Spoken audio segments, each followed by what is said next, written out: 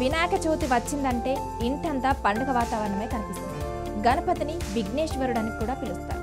అడ్డంకులను తొలగించే దేవుడు, జ్ఞానాన్ని ప్రసాదించేవాడిగా ఆయనను ప్రతి ఒక్కరూ భక్తి భావంతో పూజిస్తారు. ఈ రోజున ప్రతి ఇంట్లో కొత్త కొత్త వంటకాలు తయారవుతాయి. కానీ పెద్దలు చెప్తున్న ఒక ఆచారం ఉంది. వినాయక చవితి నాడు తప్పక ఒక ప్రత్యేక ఆకుకూర వండుకొని తినాలని.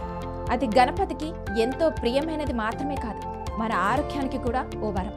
ఆ ఆకుకూరే తుమ్మికూర, అంటే ద్రోణ పుష్పి. హిందూ సాంప్రదాయంలో ప్రతి పండుగ వెనుక ఒక తాత్పర్యం ఉంటుంది. వినాయక చవితి రోజున గణేశుడికి తుమ్మికూర సమర్పించడం కూడా అంతే. పూజలో ఈ ఆకును సమర్పించి తర్వాత వంటలో ఉపయోగించడం కేవలం సాంప్రదాయం కాదు, ఇది ఆహారమే ఔషధమనే భారతీయ సూత్రానికి ఒక స్పష్టమైన ఉదాహరణ.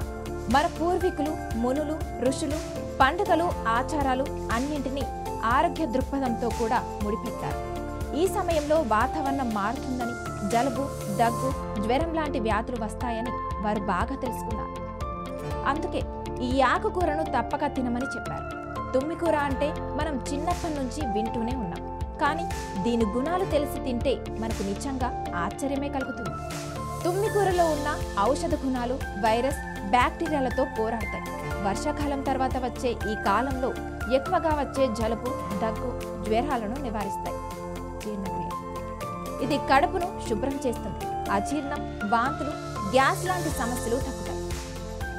నొప్పి నివారణ, తుమ్మికూర రసం కడుపు నొప్పి, వాపు, జీర్ణ సమస్యలకు ఉపశమనం ఇస్తుంది. కాలేయం శుభ్రం, మన శరీరంలో అత్యంత ముఖ్యమైన అవయవం కాలేయం. దీని పనితీరు సరిగ్గా లేకపోతే అలసట, జీర్ణ సమస్యలు వస్తాయి. తుమ్మికూర దీన్ని శుభ్రపరచడంలో, దాని పనితీరును మెరుగుపరచడంలో సహాయపడుతుంది. తుమ్మికూరతో చేసే లేపనం దద్దుర్లు, దురద, ఫంగల్ ఇన్ఫెక్షన్లు తగ్గిస్తుంది. మహిళల ఆరోగ్యం, నెలసరి సమస్యలతో బాధపడే మహిళలకు ఇది ఉపశమనమిస్తుంది. వారంలో ఒక్కసారైనా తినడం వల్ల హార్మోన్లు సర్దుబాటు అవుతాయి. శరీరంలోని వ్యర్థాలు బయటకు పోతాయి. అంటే ఒక చిన్న ఆకుకూరలో ఇంత ఆరోగ్య రహస్యం దాగి ఉంది.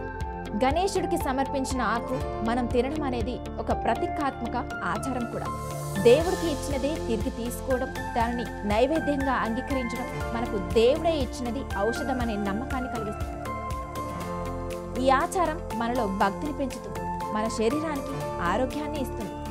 మన పూర్వీకులు ఎంత ముందు చూపుతో ఈ ఆచారాలను రూపొందించారో మనం గమనించవచ్చు. అందుకే వినాయక చవితి రోజున తుమ్మికూర వండుకొని కుటుంబ సభ్యులందరితో కలిసి తినడం ఒక పూజలో భాగమే కాదు, అది ఒక సంపూర్ణ జీవన విధానం. ఇది భక్తి, సాంప్రదాయం, ఆరోగ్యం ఈ మూడు దారాలను కలిపే అద్భుతమైన సూత్రం. ఈ సంవత్సరం గణేష్ చతుర్థి జరుపుకునే సమయంలో మీరు కూడా గణేశుడికి తుమ్మికూర సమర్పించండి. తర్వాత దాన్ని వండి తినండి. పండుగలో భక్తి ఆనందం లభిస్తుంది, శరీరానికి ఆరోగ్య రక్షణ లభిస్తుంది, మనస్సుకు ప్రశాంతత లభిస్తుంది. వినాయకుడు మనకు అడ్డంకులను తొలగించి శ్రేయస్సు ఇవ్వాలని కోరుకుంటూ వక్రతుండ మహాకాయ, సూర్యకోటి సమప్రభ, నిర్విఘ్నం కురుమే దేవ, సర్వ కార్యేషు సర్వదా శుభ వినాయక చవితి.